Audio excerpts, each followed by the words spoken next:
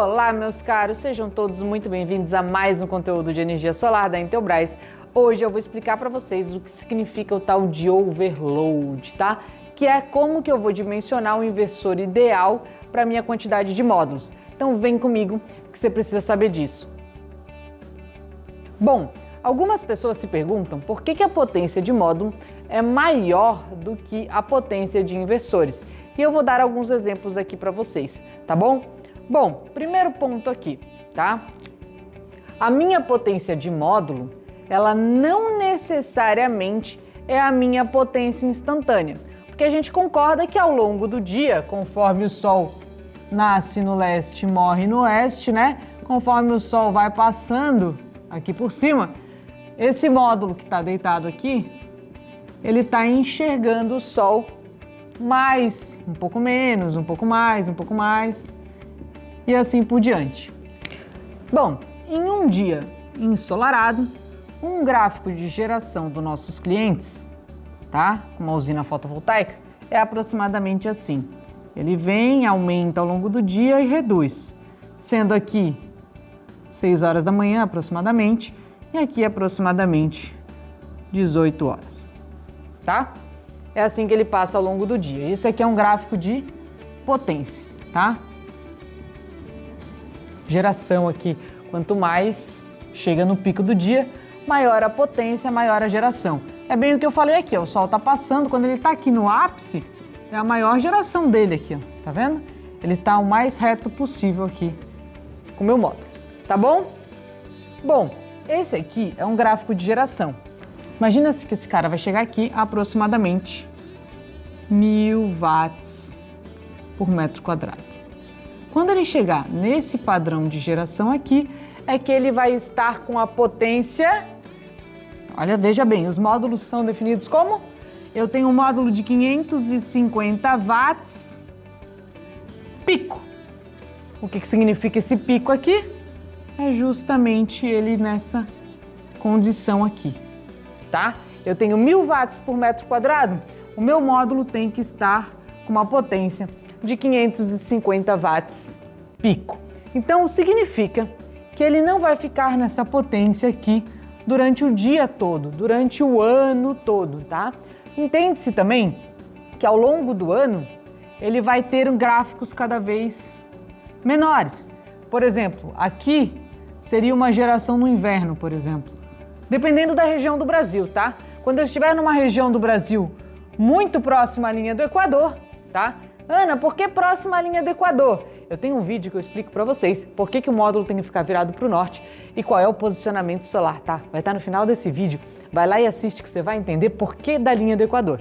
Mas, tá? Quanto mais próximo da linha do Equador, maior vai ser a sua irradiação e menos variação você vai ter. Essa variação aqui vai ser menor, tá?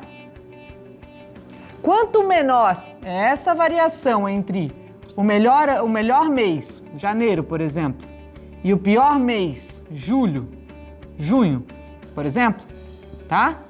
Quanto menor for essa distância, menor tem que ser o overload do seu inversor, ou seja, a sobrecarga de módulos no seu inversor, tá bom? E agora eu vou te explicar por quê, tá? Vou refazer esse gráfico aqui para que vocês possam entender melhor, tá bom? Então vamos refazer ele aqui, gráfico de geração por potência, geração ao longo do dia, tá? Para a gente poder entender um pouco mais como que funciona a sobrecarga do inversor. A gente imagina aqui novamente que no pico ele vai estar ali naquela condição, tá? Bom, nesse caso aqui, tá? Se eu dimensionar o meu inversor menor do que a potência pico, vamos pensar aqui. Se eu pegasse hoje, por exemplo, 20.000 watts, né, de módulos, e eu colocasse um inversor de aproximadamente 15.000 watts de módulos, tá? Se aqui for os meus 20.000, tá? Aqui vai ser aproximadamente meus 15. Tá bom?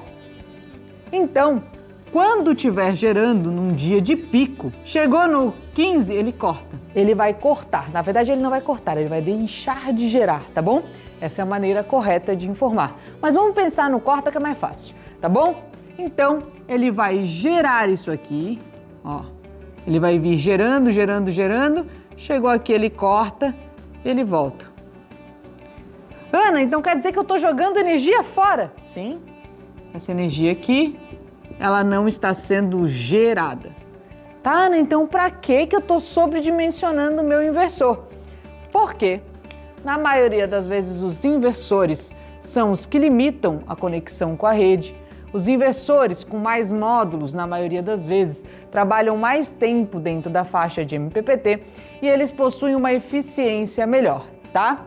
Mas Ana, eu ainda estou jogando energia fora. Sim, você está jogando energia fora.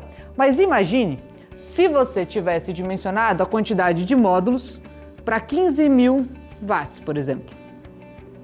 A quantidade de módulos que você colocou é 15.000 watts. Então ela vai chegar no pico, ó, ela vai vir aqui, bater no pico de 15.000 watts e voltar. Tá bom?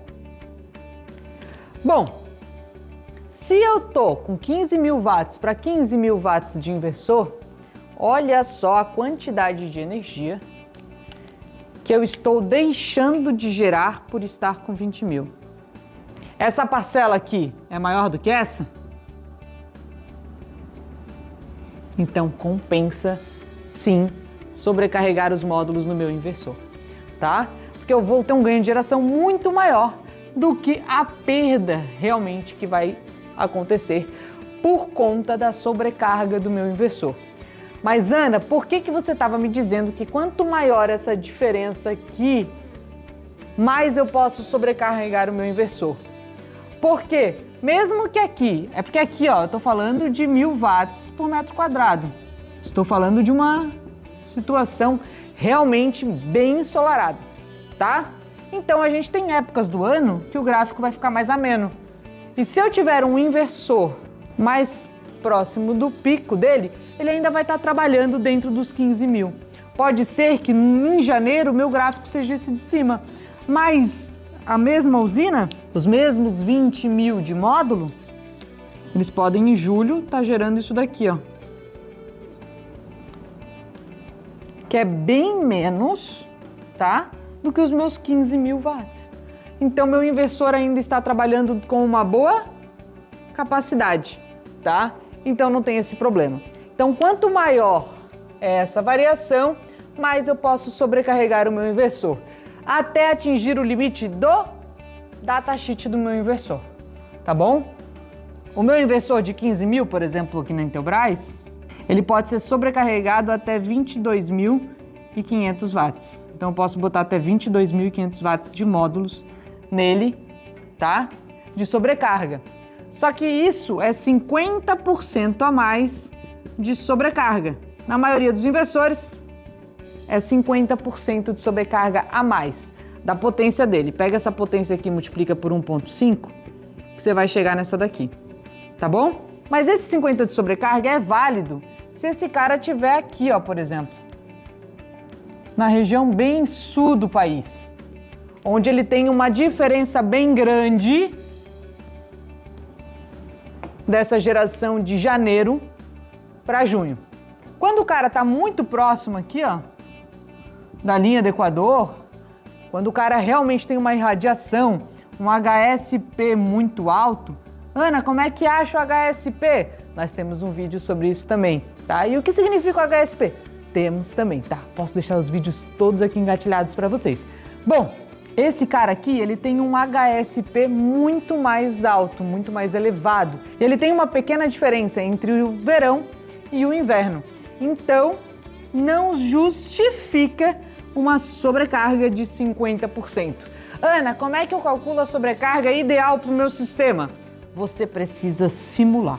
Ana, não tem um software para simular. Não tem problema. Faz por média aproximada, tá? O que se pratica normalmente no mercado? Simulador, nem todo mundo usa, idealmente deveria usar, tá? Mas nem todo mundo usa. Bom, o que se pode imaginar? Aqui no sul, 50% de sobrecarga para uma obra virada de leste a oeste. Ok, 50% de sobrecarga, sem problema, tá? Agora, se você está aqui embaixo da linha do Equador, diminui essa sobrecarga, gente. Diminui bastante essa sobrecarga. Chega aqui na linha do Equador com 20% aproximadamente.